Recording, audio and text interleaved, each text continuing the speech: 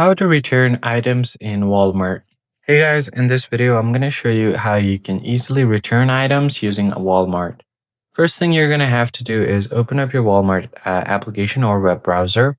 Then you can tap on any product that you have previously purchased. Or if you want to add something to your cart, just tap on the product and then you can tap on add to cart.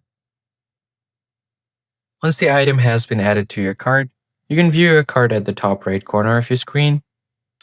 And then if you want to check out, you can click on continue to checkout. Then you can just enter your sign in, just enter your phone or email and then sign into your account. Then add your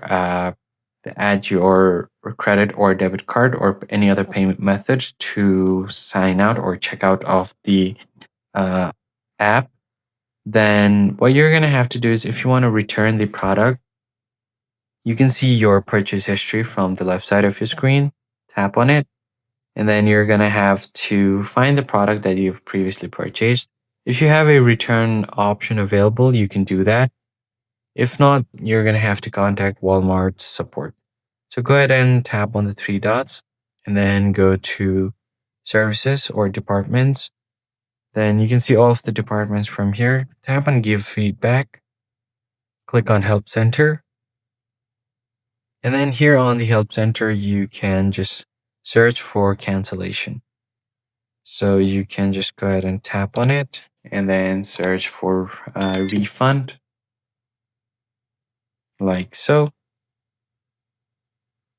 and hit enter. Now you'll see your refund policies right here. You can read through them. And as you can see, up to 3 hours, it's valid.